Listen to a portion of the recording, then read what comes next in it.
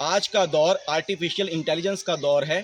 नए बच्चे पढ़ाई के लिए आर्टिफिशियल इंटेलिजेंस जो है उस पर आधारित ऐप का प्रयोग कर रहे हैं। अभी हम मौजूद हैं कटापत्थर में सुराह स्कूल में। ये एक नई तरीके की अवधारणा है जिसमें बच्चों को प्रकृति के साथ और प्रकृति से ही जो चीज़ें मिलती हैं हमारे पे, उन्हीं के आधार पर गणित और विज्ञान जैसे जो जटिल उसके विषय होते हैं उनके बारे में जानकारी दी जाती है। जो सुराह की टैगलाइन है वो बताती है कि ये जो अवधारणा है ये किस तरीके से काम करती है। तो सुराह का कहना है head, heart, hands in the harmony, यानी आपका जो ज्ञान होता है, आपकी जो आपकी सहानुभूति जो होती है और आपका जो कौशल होता है, इन जब तीनों चीज़ों को हम जोड़ते हैं तो उससे जो चीज़ें निकलती हैं उससे आपको चीज़ों को बेहतर समझने में उससे मदद मिलती है। तो हमारे साथ में मौजूद हैं सुराह के फाउंडर श्रेय रावत। तो श्रेय से बात करते हैं कि किस तरीके से उनको ये विचार आया कि इस तरीके का एक स्कूल होना चाहिए। नमस्कार जी। तो मेरी जो स्कूलिंग है वो विकास नगर ज़िले जो देहरादून में है वहाँ पे हुई थी। और जब हम बड़े हुए तो हमें ये कहा गया कि कैसे अगर आपको लाइफ में कुछ करना है तो आपको बाहर जाना होगा, दिल्ली या मुंबई में बसना होगा। क्योंकि कहते हैं कि पहाड़ का पानी और पहाड़ की जवानी पहाड़ के काम नहीं आती और दोनों ही नीचे बह जाती है। तो हम भी नीचे ही गए, मतलब हम भी शहरों में गए। वहाँ पे हमने टीच फॉर इंडिया नामक एक संस्था का मैं हिस्सा रहा 5 साल तक। मैंने वहाँ पढ़ाया, मैंने वहाँ पे टीचरों को ट्रेन किया। करते करते मेरा करियर मुझे एक सेंट्रल स्क्वायर फाउंडेशन एक संस्था है और हरियाणा एजुकेशन डिपार्टमेंट के में मैं प्रोजेक्ट लीड था, निपुण भारत मिशन में चला रहा था। और अपने काम में मैं 10 लाख बच्चों को इम्पैक्ट कर रहा था। पर ये जाना कि मुझे उस काम करते करते 10 बच्चों के नाम तक नहीं पता थे, क्योंकि वो बहुत ही जूम आउट काम था। काम बहुत इंपॉर्टेंट है पर मुझे लगा वो मेरे लिए नहीं है। मेरा जो कॉलिंग थी वो ये थी कि मैं किस तरह से अपने उत्तराखंड जो राज्य है वहाँ वापस आ सकूँ और वहाँ पे एक ऐसा स्कूल चला सकूँ जो बहुत ही ज़्यादा डेप्थ फर्स्ट हो, जहाँ पे हर एक बच्चे को उनके नाम, उनके जो अंदर का उनका जो आइडेंटिटी है उससे जाना जाए, ना कि सिर्फ एक रोल नंबर से। तो इसलिए हमने सोचा कि हम वापस आते हैं और एक स्कूल को शुरुआत करते हैं। क्योंकि हमने देखा कि जितने भी यहाँ पे देहरादून के स्कूल हैं वो है तो बहुत फेमस, देहरादून को भी स्कूल कैपिटल बोला जाता है। पर क्या यहाँ पे जो पहाड़ी बच्चा है क्या वो भी एक अच्छा स्कूल एक्सेस कर पाता है कम से कम पैसे में? आज का आंसर नहीं था। और हमने जाना कि हज़ारों स्कूल बंद हो रहे हैं, पिछले 5 साल में हज़ारों स्कूल बंद हुए उत्तराखंड में। तो हमें लगा कि एक ऐसा स्कूल जो एक complete holistic whole child focus बच्चे को दे सके शिक्षा। तो हमने ये जाना कि जो शिक्षा है, जो स्कूल है वो सिर्फ हेड पे फोकस करते हैं, एकेडमिक रिगर और थिंकिंग में फोकस करते हैं। वही हमने सोचा कि आज के एआई और आधुनिक ज़माने में बहुत इंपॉर्टेंट है कि जो ह्यूमैनिटी है, जो हार्ट है, जो फीलिंग है, रिलेशनशिप्स हैं, वो भी उतने फोकस किए जाएँ। और जो हैंड्स हैं, प्रैक्टिकल स्किल्स, हमारे आसपास माउंटेन की क्या इकोलॉजी है उससे संबंधित बच्चा चीज़ें कर पाए। तो हमारा जो स्कूल है वो हेड, हार्ट और हैंड्स तीनों में फोकस करते हैं। अभी तक जो जोर दिया जा रहा था, हमने जो देखा है स्कूल में आम जो प्रचलन है, तो उसमें किताबी ज्ञान पर जोर दिया जाता है। अभी जो हमने एक आपका क्लासरूम जो देखा है, उस क्लासरूम में एक चीज़ हमने देखी वहाँ पर, जो आपका एक टैगलाइन आपकी जुड़ती है कि जगत ज्ञान, स्वाज्ञान, खोज और मौज। तो 4 चीज़ों में 3 चीज़ें तो हमारी समझ में आती है। एक मौज भी आ रहा है, जबकि एक पुराना में एक कहावत चलती थी कि पढ़ोगे लिखोगे तो बनोगे नवाब, और अगर खेलोगे कूदोगे तो होगे खराब। अब जैसे हमने यहाँ देखा कि बच्चे खेल भी रहे हैं, शिक्षक भी उनके साथ जुड़ रहे हैं, और उससे बिल्कुल हमने एक जगह देखा कि आप बच्चों को पेड़ों से भी सिखा रहे थे कि पेड़ों से हम क्या-क्या सीख सकते हैं, या जो विषय जो हमारे विज्ञान के विभिन्न विषय हैं वो सीख रहे हैं। तो ये क्या है कि ये मौज किस तरीके से आपने जोड़ा उसमें?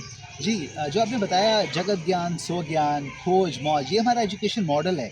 तो सुराह का जो मेन उद्देश्य है काम करने का, ये है कि कैसे एजुकेशन मॉडल को एक नया लेवल में इसको इवॉल्व किया जाए। क्योंकि अभी जो हमारी शिक्षा की पद्धति है वो ना कॉलोनियल हैंगओवर है। मतलब जिस तरह से अंग्रेज़ों ने कहा कि हमारे बच्चों की जो बुक्स है वो स्टैंडर्डाइज़ होनी चाहिए, जो असेसमेंट है वो भी सबके एक समान के होने चाहिए। मुझे लगता है वो सब फैक्ट्री के वर्कर्स बनाने के लिए अच्छा था। पर जो नया युग है जहाँ पे हम इंफॉर्मेशन इकोनॉमी की बात करते हैं, जो वहाँ पे जो ज़रूरत है वहाँ पे सिर्फ रटना और सिर्फ चीज़ें को सिर्फ सरफेस लेवल में जान लेना इनफ नहीं है। वहाँ पे बहुत ज़रूरी है कि बच्चा डीपली समझे और जाने। और इसमें हम ऐसा देखते हैं बच्चा एक पेड़ की तरह है, मतलब जितनी इसकी गहरी रूट होगी उतना ज़्यादा वो बच्चा बड़े होकर फैल पाएगा, उतने ज़्यादा उसमें फल आ पाएंगे। तो जो प्राइमरी एज तक का जो वो है, हम सोचते हैं हमारा बच्चा जगत ज्ञान, अपने आसपास की चीज़ों को कितना वो जान सके, खेती के क्या तरीके हैं, मेरे गांव में कौन सा कैनाल सिस्टम है, मेरे आसपास कोई बहुत बड़ा ऐसा मोनूमेंट है। पर इसमें सिर्फ फैक्चुअल लेवल में नहीं, अगर वो एक अशोका रॉक में जा रहा है, हम कह रहे हैं बच्चे क्या तुम वहाँ पे जो लोग हैं उनसे इंटरव्यू कर सकते हो, क्या तुम उसको और गहराई से समझ सकते हो, पूरे एक दिन वहाँ स्पेंड करेंगे, पिकनिक की तरह नहीं, समझने के तौर पे जो वहाँ पे लैंग्वेज लिखी है थोड़ा उसको पढ़ के थोड़ा डिसाइफर कर सकते हैं क्या। और फिर वापस आके क्या तुम खुद का एक अगर शिलालेख बनाना चाहो, क्या मैसेज छोड़ना चाहोगे तुम लोगों के लिए जो 1000 साल बाद इस दुनिया में आएंगे। तो हमारे बच्चे इस तरह से मैथ्स में जुड़ते हैं, इस तरह से वो उसको बनाते हैं और वहीं पे वो और गहराई से भाषा को समझ पाते हैं। और जहाँ तक खोज और मौज की बात है, तो जैसे खोज मतलब अगर एक रेनबो है तो बच्चा ये समझ पाता है साइंटिफिक रिगर से या उस थिंकिंग से कि लाइट जो है वो कैसे मतलब स्प्लिट होती है, कैसे रेनबो बनता है, ये तो बच्चा एक्सपेरिमेंट करके समझ लेता है। पर मौज इसलिए इम्पॉर्टेंट है क्योंकि वहीं पे ही आपने जो दुनिया है वो समझ तो ली अपने साइंस से, अपने दिमाग से, पर सब कुछ दिमाग से और रैशनल माइंड से नहीं जाना जाता। कृष्णमूर्ति कहते हैं कि अगर एक चिड़िया है तो सिर्फ उसका नाम मत ले लो कि अच्छा ये तो हॉर्नबिल है। अगर आपने नाम ले लिया तो आप उससे ना डिस्कनेक्ट हो जाते हैं, आप बोलते हैं हाँ ये तो हॉर्नबिल है, मैंने देखी है। लेकिन बिना नाम के कौन सी चिड़िया कैसी आवाज़ कर रही है, क्या वो खा रही है। मैं हर दिन एक मौज मतलब एक फ्री प्ले के पर्सपेक्टिव से दुनिया को एक नई उससे देख सकता हूँ। तो अगर रेनबो है तो बच्चों को हम बोलते हैं बच्चे ये 7 कलर्स हैं, इसको आज हम ऑब्जर्व करेंगे, देखेंगे उसकी एस्थेटिक्स, उसकी ब्यूटी। तो खोज और मौज इस तरह से वापस सामने साथ में आते हैं। दक्षिण भारत का जो शिक्षा का मॉडल है वो पूरे देश भर में भी कहें तो या विश्व के कई स्थानों में कहें तो उसको आदर्श माना जाता है, पर वही दक्षिण भारत के जो बुद्धिजीवी हैं हमने देखा है कि वो लोग बड़ी सराहना कर रहे हैं। तो इससे किस तरीके को आपको प्रोत्साहन इससे मिलता है और किस तरीके का आप भविष्य में अपनी योजनाएं देख रहे हैं, किस तरीके का भविष्य की तैयारी के कि इसको कहाँ तक पहुँचाना है आपने उत्तराखंड में? जी, आपका सही बात है कि जो हमारा साउथ इंडिया है वो बहुत ज़्यादा इवॉल्व है, बिकॉज़ वहाँ बहुत अच्छा इकोसिस्टम है ऑल्टरनेटिव स्कूल्स का। और ऐसे स्कूल्स जो कहते हैं कि अब बहुत हुआ इस तरह का मेन स्ट्रीम एजुकेशन, वहाँ पे जो बच्चा है वहाँ पे वो अच्छे से खुद को जान पाएगा और आसपास को जान पाएगा। तो इसलिए मैंने भी काफ़ी स्टडी करी, बैंगलोर के स्कूल्स में, बहुत सारे स्कूल्स में गए, हम इवन इंग्लैंड और फिनलैंड के स्कूल्स में भी गए, जो मैं एक इंक्यूबेशन का पार्ट हूँ द सर्कल इंडिया, वो मैं इंग्लैंड और फिनलैंड के स्कूल्स में भी लेके गए। तो हमने ये जाना कि जो हमारा यहाँ पे जो एजुकेशन सिस्टम है स्पेशली नॉर्थ में, हम ऐसे कैसे एक नेटवर्क ऑफ स्कूल्स बना सके पूरे प्रदेश में। हमारा जो उत्तराखंड का जो राज्य है गढ़वाल से लेकर कुमाऊं तक, हम अगले 5 साल में 5 अलग अलग स्कूल खोलने के प्लान में हैं। तो कटा पत्थर के बाद हम कहाँ बढ़ रहे हैं? जी, हम देहरादून सिटी के पास बढ़ रहे हैं क्योंकि वहाँ पे डिमांड ये आ रही है पेरेंट्स की कि आपने अच्छा स्कूल तो चलाया है पर ये अभी लोकल कम्युनिटी के लिए अवेलेबल है, जो कि बहुत अच्छा है। पर हम अगर अफोर्ड भी कर सकते हैं और हम चाहेंगे कि देहरादून सिटी में एक ऑल्टरनेटिव स्कूल हो, उनको वहाँ नहीं मिल रहा, तो हम एक ऐसा स्कूल सोचें जो इंक्लूसिव हो, जिसमें कोई भेदभाव ना हो पैसों का, जो अफोर्ड कर सकता है वो भी आए, जो लोकल बच्चा है गाँव का वो भी आ सके, ताकि कल के दिन एक इंक्लूसिव इंडिया बन सके। तो हमारा स्कूल एक सबसेट, एक छोटा एग्जाम्पल होगा उस इंक्लूसिव इंडिया का। एक अंतिम सवाल आपसे मेरा है कि अभी आर्टिफिशियल इंटेलिजेंस की बात हुई, सोशल मीडिया की बात हुई, तो उसके परिणाम और दुष्परिणाम जो हैं वो सब सामने सुखद भी हैं और दुष्परिणाम भी उसके सामने आ रहे हैं।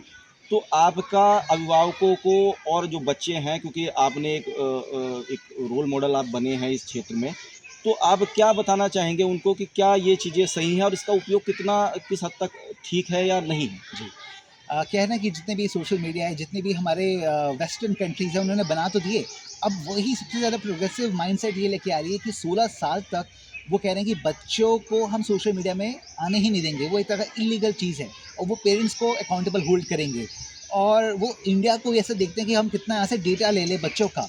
तो बहुत ज़रूरी है कि हमारे, और स्पेशली अभी कुछ केरला आए, अभी मैंने न्यूज़ में पढ़ा कि वहाँ पे भी ऐसा हुआ कि 16 साल तक बच्चे नहीं सोशल मीडिया में आएंगे। तो बहुत ज़रूरी है कि हम जानें कि हमारे बच्चों का जो प्राइवेसी है, जो उनका डेटा है, वो बहुत इंपॉर्टेंट है और इस तरह से सोशल मीडिया में नहीं यूज़ हो पाए। इसलिए बहुत इंपॉर्टेंट है कि पेरेंट्स एक्टिवली ट्रैक करें, देखें कि बच्चा कैसा क्या इस्तेमाल कर रहा है फ़ोन का। और दूसरा ये देख पाए कि अगर कल के दिन का बच्चा किसी चीज़ में फंस भी गया तो वो सेफ़ इन्वायरमेंट घर में दे पाए, ताकि बच्चे को अगर कोई भी प्रॉब्लम हो तो वो पेरेंट्स को बता पाएँ। वरना बच्चे बहुत बार छुपा भी देते हैं, जो कि आप नहीं चाहेंगे एज अ पेरेंट। तो श्रेय जी, आपको बहुत बहुत बधाई व शुभकामनाएं, और हम आपको शुभकामनाएं देते हैं कि आगे आपका अभियान जो है ये सफल हो। अमर उजाला के लिए विकास नगर से संवाद के लिए मैं जितेंद्र जोशी। अगर आप ये वीडियो YouTube पर देख रहे हैं तो हमारे चैनल को सब्सक्राइब कर बेल आइकन दबाएं और Facebook पर देख रहे हैं तो हमारे पेज को लाइक करें।